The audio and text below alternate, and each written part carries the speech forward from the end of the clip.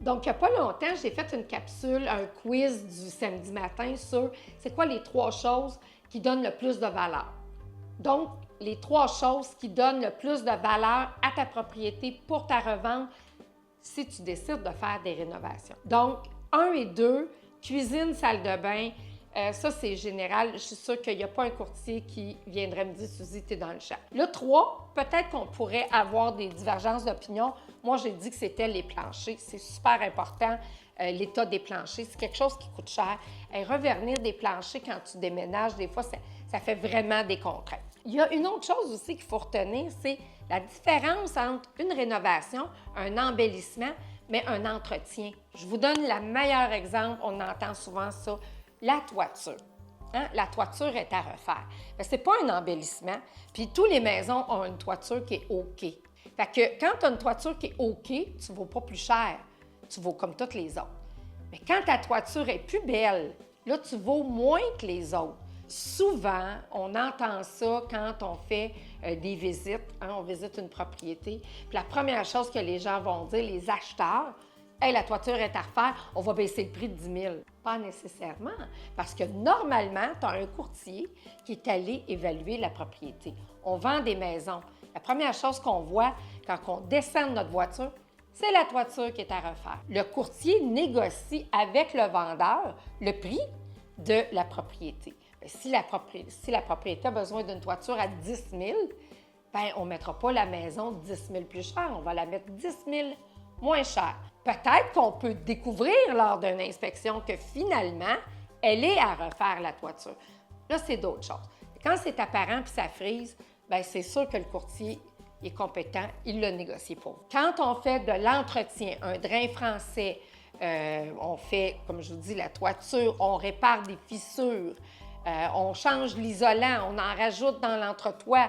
C'est toutes des choses qui doivent être faites. La propriété, elle a besoin de tout ça pour bien fonctionner. C'est la même chose que si ta batterie de voiture ne fonctionne plus, il faut que tu la changes parce que ta voiture n'avancera plus. Mais pour les travaux, il y a plein de travaux qu'on peut faire. Des fois, les gens vont dire, est-ce que de peinturer, ça va vraiment augmenter la valeur de ma propriété? Si ta maison est déjà toute belle, tu peintures, non. Si tu es dans le blanc, parce que la tendance est au blanc et au noir, puis là, tu viens de mettre le petit blanc ivoire, là, parce qu'on s'en va vers la tendance boho, pas énormément. Mais si, par contre, tes murs sont rouges, sont oranges, sont vert forêt, sont dans des couleurs de 2000, oui, là, tu vas prendre de la valeur.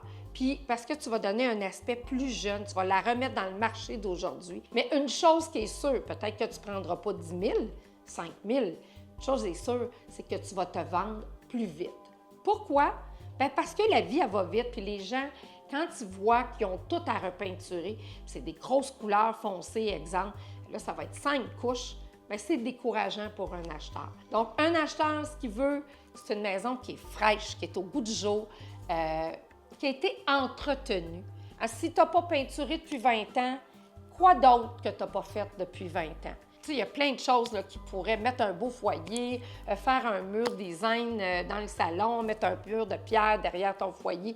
C'est toutes des choses qui donnent de la valeur. Un sous-sol qui est fini, ça donne de la valeur. Une salle de bain complète ou juste une salle d'eau dans ton sous-sol, ça donne de la valeur. Tout donne de la valeur, en fait. Il faut que ça soit bien fait. Hein?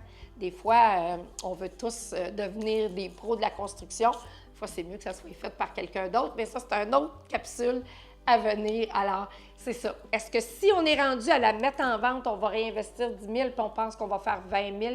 Très rarement. On est mieux des fois de ne pas faire les travaux, de juste mettre le prix moins les travaux. Puis si vous avez le goût de le faire, de la préparer votre propriété, puis ça, je l'ai déjà dit, vous ne savez pas trop c'est quoi que vous devez faire, vous ne savez pas trop c'est quoi les couleurs. Soit que vous prenez une designer, ou soit que vous appelez un courtier immobilier qui fait des visites avec des acheteurs puis qui sait qu'est-ce qu'il entend constamment des acheteurs. Je vous le dis, vous avez le goût de mettre votre maison en vente dans 1 an, appelez-moi, textez-moi. On va regarder, on va en jaser, je vais vous faire des suggestions. Je peux même vous référer des designers d'intérieur qui sont plus que ça à coche.